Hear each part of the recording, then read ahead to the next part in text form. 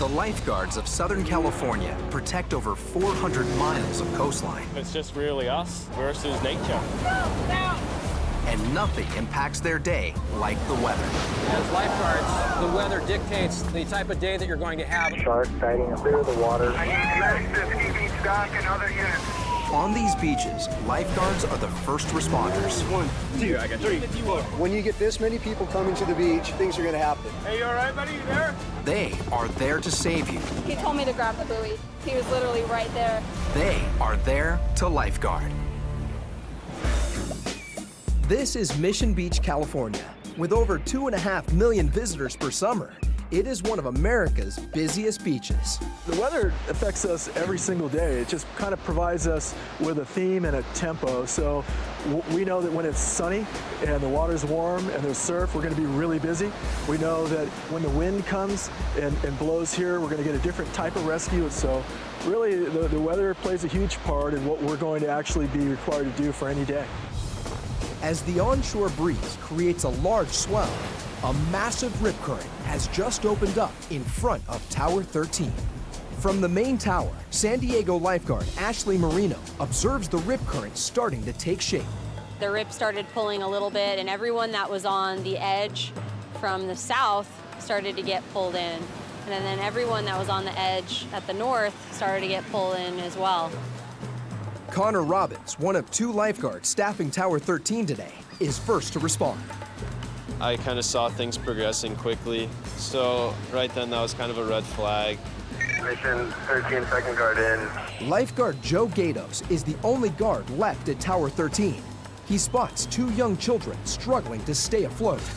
They're just scared beyond belief, and they're in danger, and they're trying as much as they can to help themselves, yet they can't. And they have that fear in their eye. Joe reaches the first child, but the second is drifting away. And then he spins around and he just looks at me, and he's just climbing the ladder, as we call it, not really swimming very well at all. Joe approaches the young boy just as he disappears underwater. He'd gotten swept off his feet. What I would do, I just kind of spun around, put my arm around him, and the little cross-chest carry we call, and I put my arm in his armpit and just start kicking him in. The Tower 13 rip is just getting stronger, and more people are pulled into its grasp. We had both of our Tower 13 guards in, and at that time, I requested our Utility 2 vehicle. Utility 2, can you head to Tower 13?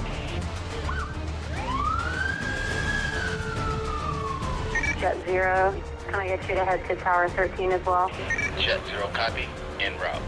The last group were in their stations, and they started passing by running 2 by 2. And maybe you could count 6 to 8 lifeguards. Lifeguard Marcos Pimentel rushes to assist at Tower 13. We got on scene. There was about already 4 guards in the water. So I went in, I got 2, brought them in, and I went back to got another one. The situation continues to escalate. Normal rip current speeds range from 1 to 2 feet per second. This current is twice as strong, challenging even the most experienced swimmers. I was trying to get over there as fast as I could, but the water kept pulling me back. This is now a mass rescue. Lifeguard Lieutenant Nick Lerma arrives at Tower 13 and takes over as incident commander. Big rip current, and all that water is moving this way. We got caught right in the hole, and they can't swim. The first thing that I want to do when I get on scene is organize our existing personnel. With more than 10 lifeguards in the water, Lerma must make sure that the beaches to the north and south are still protected. We had South Mission Beach move up. We had Pacific Beach move down just to make sure if something else happened, then we were ready for that. And at that point, I think we had about 10 rescues. Then the rip current opened up more, and about 10 more people went into the hole. Requesting a rescue boat. We're having lots of rescues at the moment. Lifeguard Daryl Pollack arrives on Jet 2 to assist the tower guards. As I was approaching the scene, I was thinking of all the different situations I could be presented with on scene, from somebody actively struggling for help to a person unconscious in the water. Mission Beach Rescue West, can you bump it up to Code 3? We have almost all our guards in. Copy that, Rescue West. Rescue West, piloted by Rod Messenger, is quickly on scene. When you're outside the situation, watching from a vessel, we might be able to point something out that they might miss. With all resources in place, lifeguards can now work together to clear the water.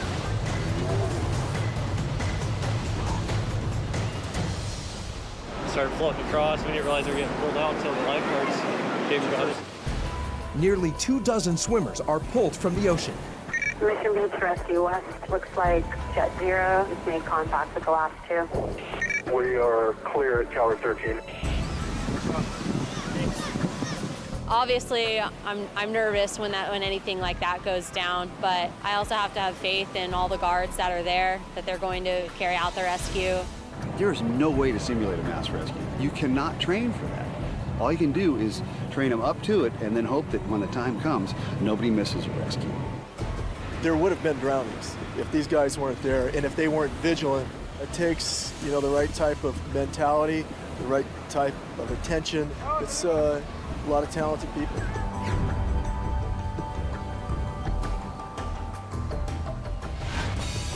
Meanwhile, 15 miles north at remote Black's Beach, with sheer dramatic cliffs towering over the sand, it's a popular destination for sightseers, hikers, and paragliders. Sergeant John Sandmeyer has been patrolling the coast of San Diego for over 20 years and knows the area well. Black's is sort of a location that's a wilderness within the urban area. And so it could be a refuge for people to go to get away from it all. We've got these steep 300-foot cliffs, and it offers a high-risk environment. Sandmeyer is on a routine patrol when he gets an alarming call. Reading on North City West, 1145 threat at Black's Beach. RP stating that the subject's threatening to walk into the water. Copy. Then all units associated with this missing person call, let's take this to Lifeguard Dispatch 2. Lifeguards know any suicide call on Black's Beach is of high importance. Sandmeyer rushes down to the beach to meet Torrey Pines State Beach Lifeguard Supervisor Ed Vadroska. 54-year-old female, 5'4". Okay, by herself. By herself. Somehow she said she was going to come to Black's and drown herself. We'll check Sumner right now, and I'll talk to this group down here. There's UCSD divers, so we'll see if they saw anything. We have a truck at the glider port, and we just came down here. Okay, we have one of our officers too. He's checking Black Gold Road right now for that vehicle, and then he's going to shift over to Glider Port as well to see if they can find him there too. If you want to go up top too. Well, we were thinking of making a pass on the beach just to see in case he, trickled down on one of the back trails or something. As state and city lifeguards refine their plan, more disturbing information is called in. Further information was that she had contacted her husband and she had taken a full bottle of prescription medication with alcohol. She was claiming that she was on the beach somewhere. And 1145 is code for attempted suicide. Lifeguards must act quickly. We get half a dozen suicide calls just in this park alone. The helicopters overhead here looks like they're involved in the search as well. Meanwhile, Sergeant Sandmeyer is surveying the southern end of Black's Beach. Hey guys, we're on a lookout for a missing person, 54-year-old female that's heading down this direction. You can call 911 and let a dispatcher know that you want to talk to lifeguards. All right. We're all kind of working together. We've got the area pretty well blanketed, and if she really is going to show up at the beach here attempting to drown herself, I think we're doing our due diligence to head her off and get her the help that she needs. Full patrol at Dyke Rock area, return negative. There's no one out here. A search of the beach and cliffs has been fruitless. Fortunately, the police department has located the husband, who is now with Sandmeyer. We met with the city lifeguards, and they had the husband on scene, obviously very distraught, and the brother-in-law. So I started an interview with the husband, and we were trying to get a good assessment of the threat and if he really thought that she could actually commit suicide. While Sandmeyer and Vadroska are with the husband, lifeguards from both San Diego and Torrey Pines State Beach continue to search for any sign of the missing woman. We've got a search on her phone right now. Great. And I'm continually calling it, so. Yeah, just repeatedly. Yeah. 2 hours have passed and still no sign of the woman. The husband fears the worst when a call comes through. Stand by, sir. I'm with her husband right now. We're with contact with San Diego Police. We're all looking for her right now. So, okay. Okay, if you stay right there, we're gonna direct police your way. Someone's with her. She's had something to drink. She's on a street corner somewhere in Ocean Beach, and the bystander picked up her phone and called. The victim is barely conscious. Lifeguards have no idea how she ended up 16 miles south. They quickly contact Sergeant Gleason at Ocean Beach. We have a medical aid at Abbott Cross Muir in Ocean Beach, and it's likely the victim from the earlier call at Black Beach. Copy. I'll notify PD and I'll respond. Sergeant Gleason and lifeguard Mike Gilmore quickly head to the scene to verify the call and the status of the missing woman. So that's the suicide attempt gal from earlier? I don't know. I don't think so. No, we were told she was a fall. A fall? This is a trip and fall injury with ETOH on board. A firm. That was a threat of 11:45 that she had self-initiated, and we were on an heightened alert and looking all over Torrey Pines for this case. I'm with the husband, very concerned. The medics that showed up on scene weren't privy to the knowledge that she was a suicide attempt, but I was able to give them some information to help them in their care and treatment of the patient. They're in the loop now, and it sounds like they're going to take her to UCSD. Copy that. That put a closure on our end. The husband had some satisfaction that he knew where she was. He could go meet her at the hospital, and basically it was a good ending to an unfortunate situation.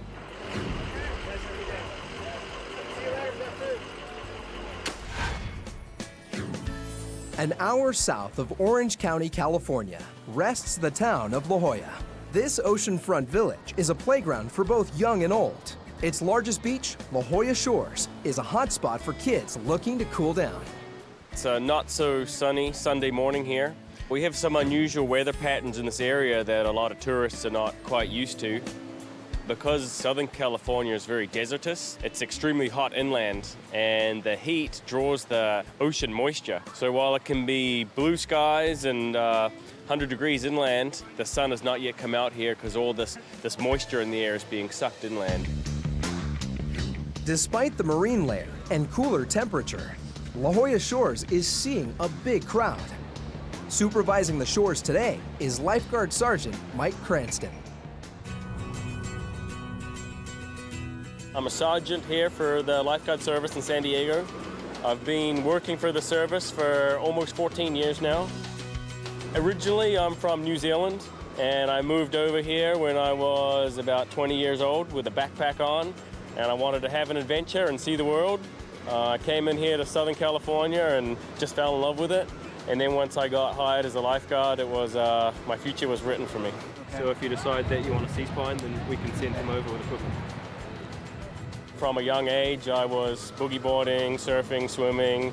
I was getting in and out of rip currents before I even really knew what they were. And it just became second nature.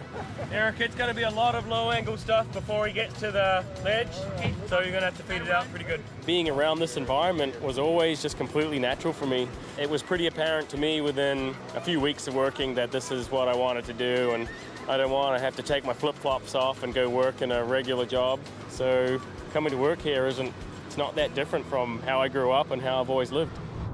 The marine layer has refused to burn off, and the temperature is lower than normal.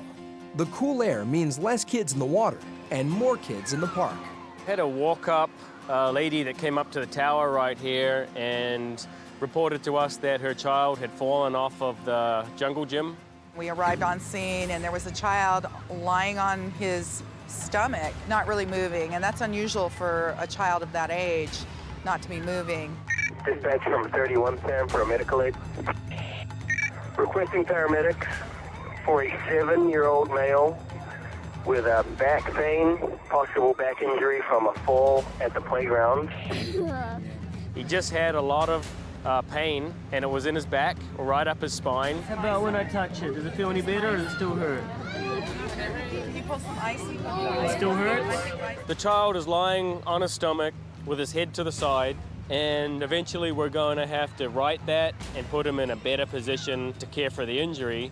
If we don't do everything right, he may never walk again. We want to get them immobilized as quickly as possible in the event that there was some sort of spinal injury. We're gonna make sure you don't move around. So what I'm gonna do is I've got this plastic collar, and I'm gonna put it on your neck so that you don't move your neck up and down. He's very upset.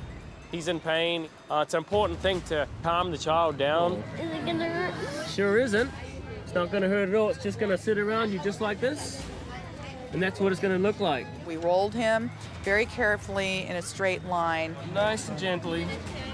We then decide to put the Miller board underneath, which provides a hard surface, and then we package the patient up so they can't move. It's almost like a splint that you would put on a broken arm, only it's something that we do for the back. When the paramedics arrive, we give them what's called the turnover. They then hook the patient up with their equipment and make sure the patient is stabilized, and then once they feel the patient's ready to be taken to the hospital, then we move the patient to their gurney. He was loaded into the ambulance and they took him off to one of the local hospitals. Once there, the doctors will assess him, and with any luck, he will be walking out of there this evening and they'll be going home to enjoy the rest of their weekend.